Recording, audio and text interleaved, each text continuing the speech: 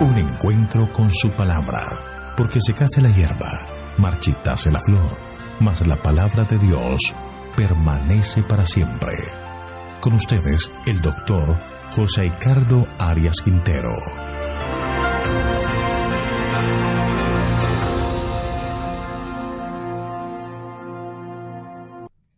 Hoy vamos a estudiar Mateo capítulo 5, novena parte.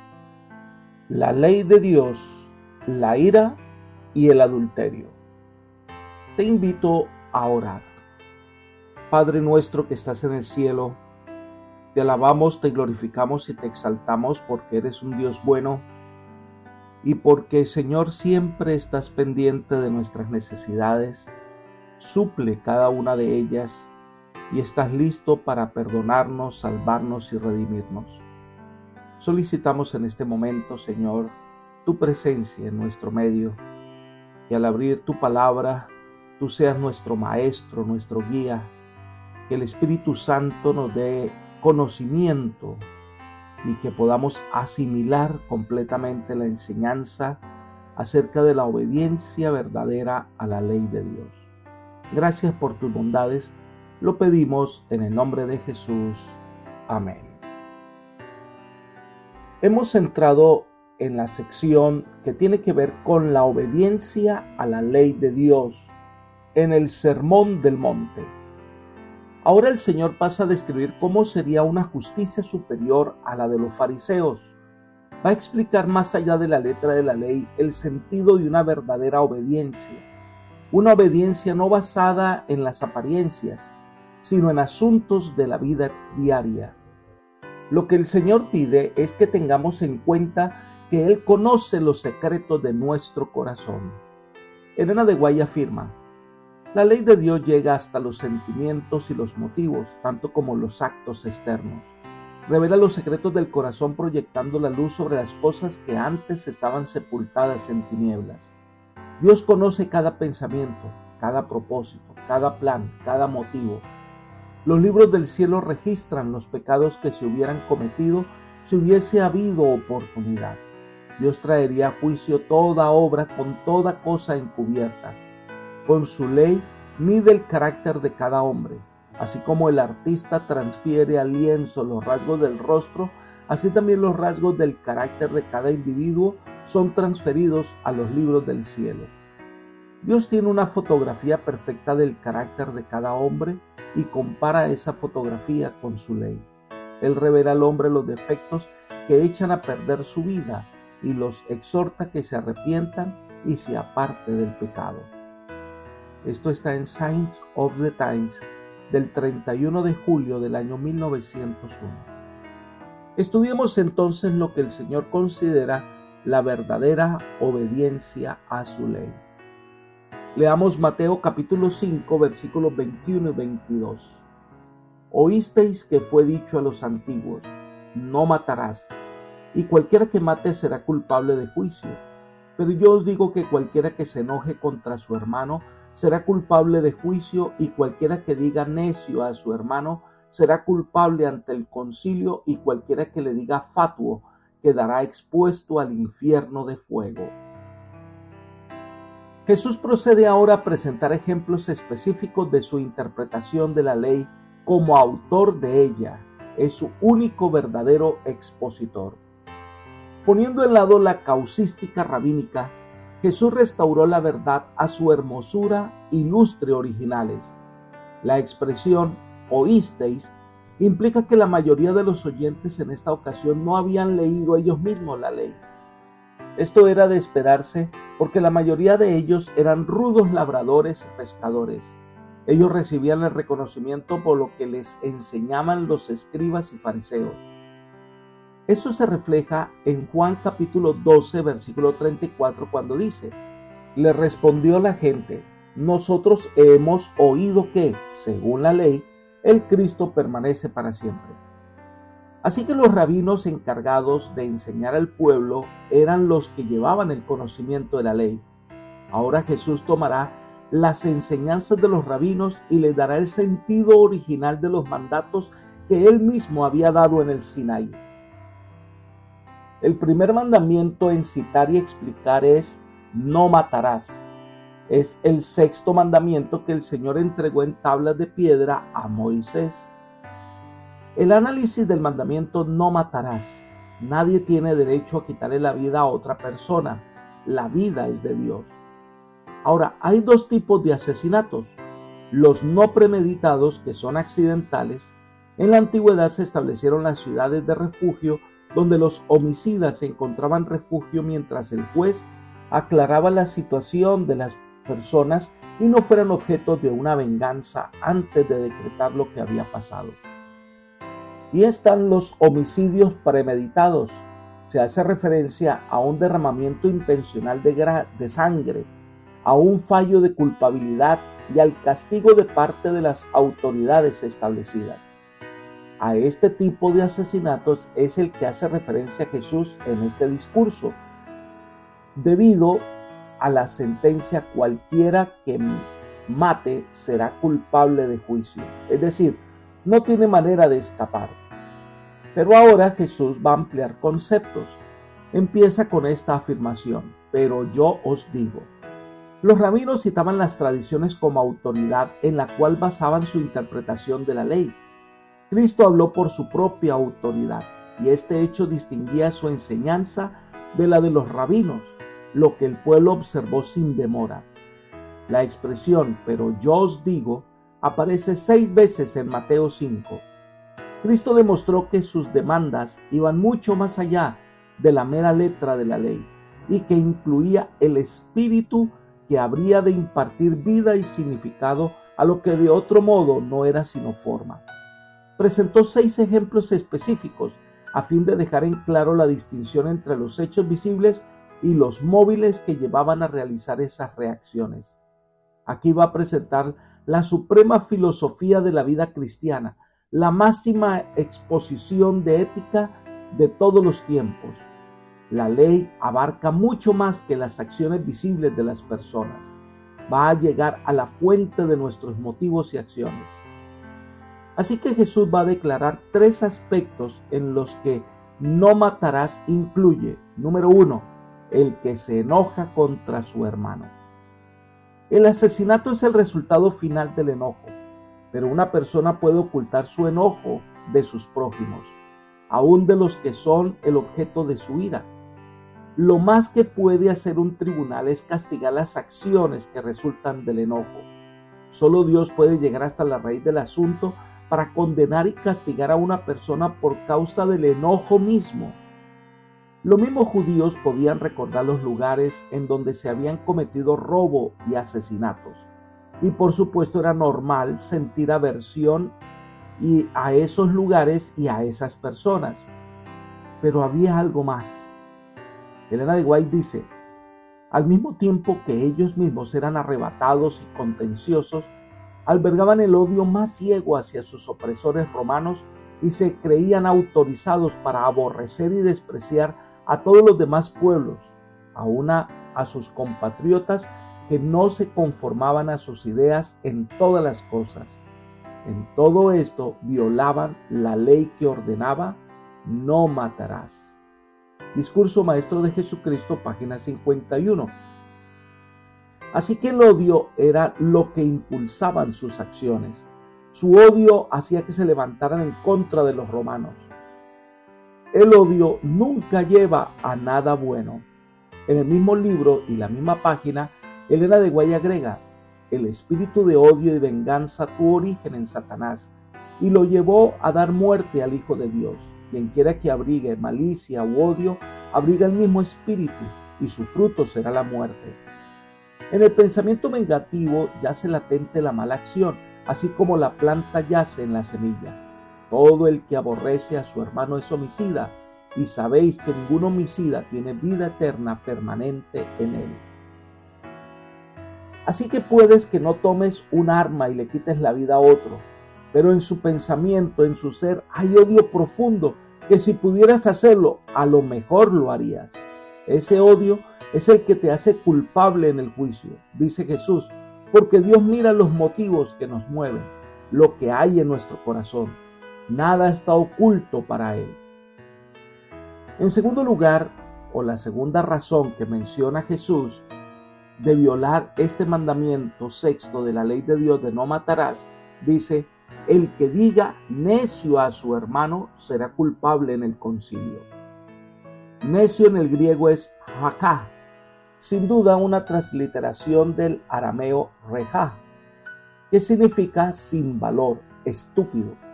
Es una vigorosa expresión despectiva. En la literatura rabínica, regá aparece como la exclamación de un oficial cuando un subalterno no le ha hecho el saludo debido. El cristiano debe tratar con respeto y ternura aún al más ignorante y degradado. Elena de White explica: en la dádiva de su Hijo para nuestra redención, Dios demostró cuánto valor distribuye a toda alma humana y a nadie autoriza para hablar desdeñosamente de su semejante. Veremos defectos y debilidades en los que nos rodean, pero Dios reclama cada alma como su propiedad por derecho de creación, y 2 veces suya por haberla comprado con la sangre preciosa de Cristo.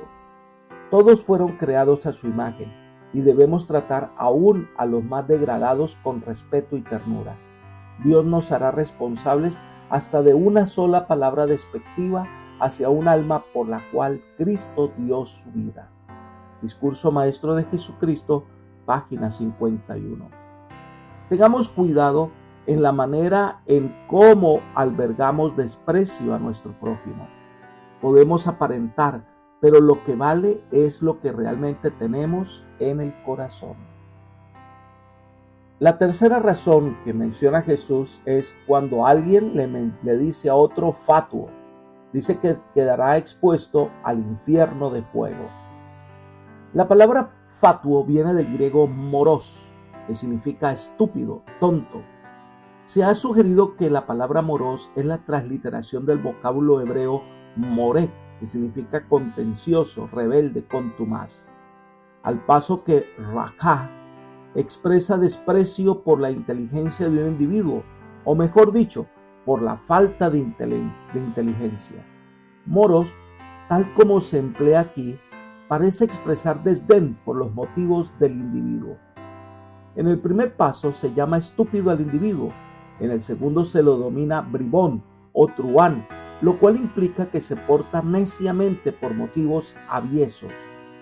Elena de White complementa diciendo: en el Antiguo Testamento la palabra fatuo se usa para describir a un apóstata o al que se entregó a la iniquidad.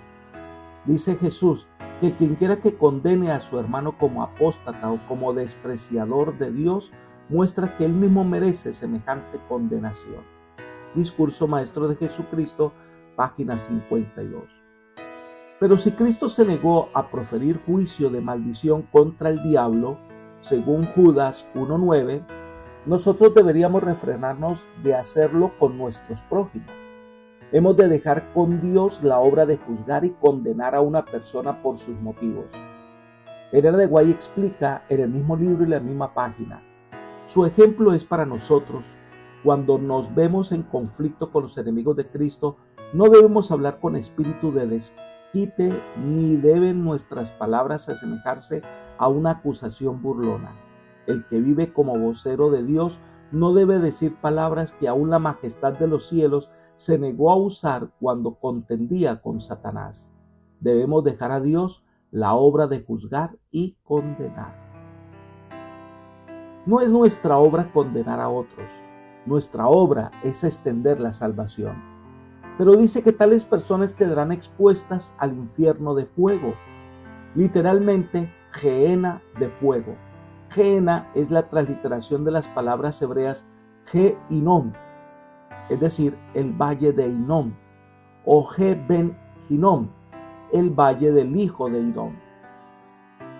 Este valle está al sur y al oeste de Jerusalén y se encuentra con el valle de Cedrón, inmediatamente al sur de la ciudad de David y el estanque de Siloé.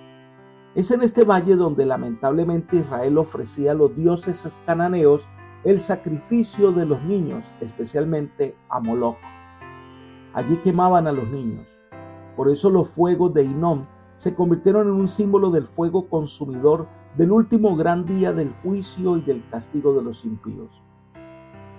Pero esta frase de Jesús en nada respalda la idea de un infierno eterno donde las almas de las personas arden para siempre sin consumirse.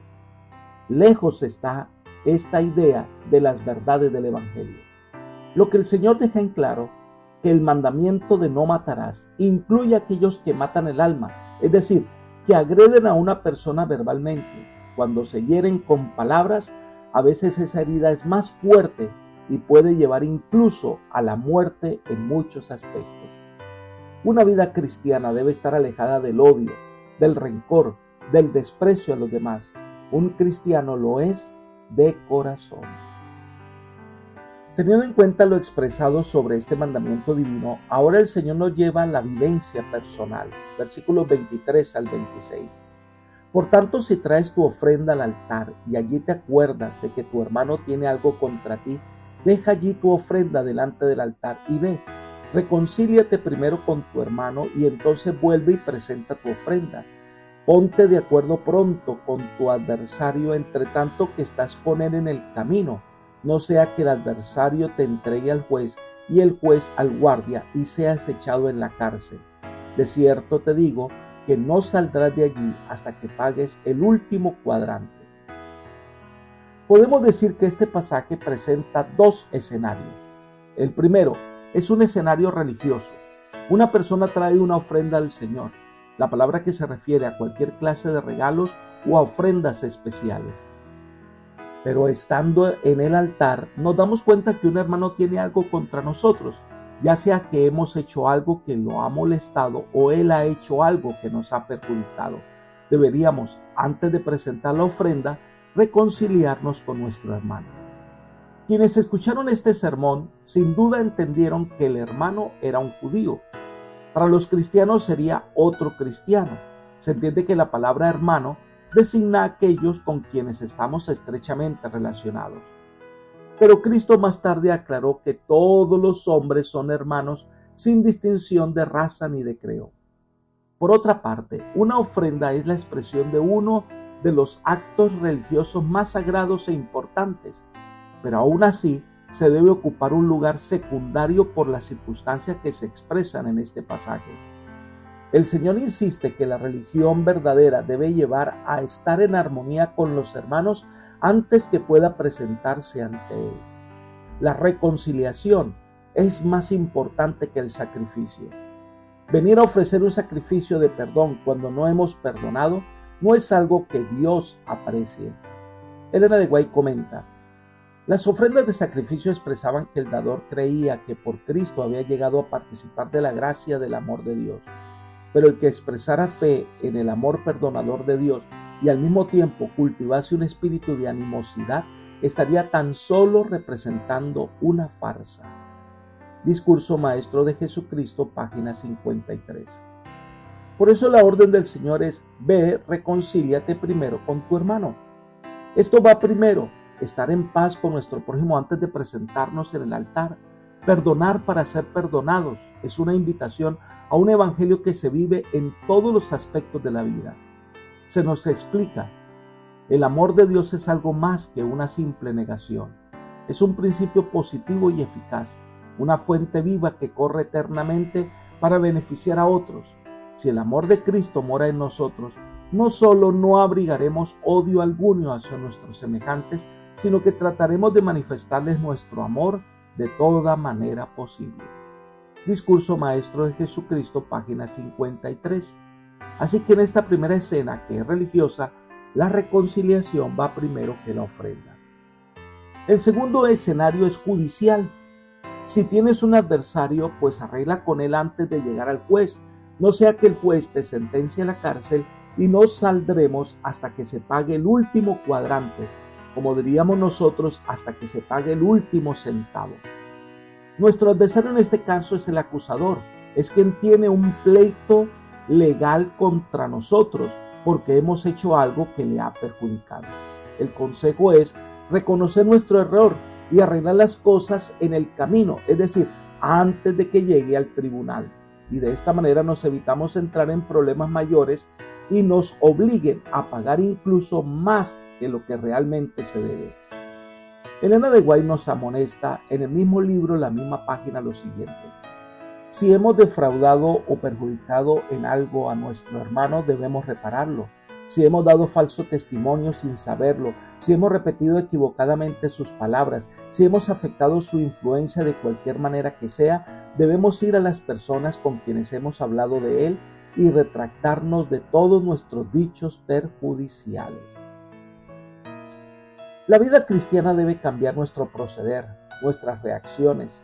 Si queremos realmente cumplir la ley de Dios, no es solo letra, sino realmente una ley de amor que brota del corazón y nos anima a hacer el bien, incluso a aquellos que nos han hecho mal o a quienes de pronto nuestros actos han perjudicado. Y finalizamos con esta cita de la señora Elena de White: si las dificultades entre hermanos no se manifestaran a otros, sino que se resolvieran francamente entre ellos mismos con espíritu de amor cristiano, cuánto mal se evitaría. Cuántas raíces de amargura que contaminan a muchos quedarían destruidas y con cuánta fuerza y ternura se unirían los seguidores de Cristo en su amor. Discurso Maestro de Jesucristo, página 53. De eso se trata ser un pacificador, de eso se trata amar la justicia y anhelar el bienestar de todos. La vida cristiana debe impactar todos los rincones de nuestra vida. Apreciado amigo y hermano, hemos aprendido hoy que la ley de Dios es mucho más que letras muertas que hay que obedecer. La ley se basa en el amor a Dios y en el amor al prójimo. Y ese amor nos debe llevar a llevar una convivencia de paz con nuestro prójimo, de respetar a nuestro enemigo, de respetar a aquellos a quienes hemos ofendido o nos han ofendido, de mantener una relación cortés, obediente. Debemos cuidarnos del odio y de la ira que nos lleve hacia pensar en el mal hacia nuestro prójimo. Debemos ser personas que de corazón obedecen la ley de Dios. Que el Señor hoy te bendiga y te guarde y te guíe por sendas de paz. Es mi oración por ti. Amén.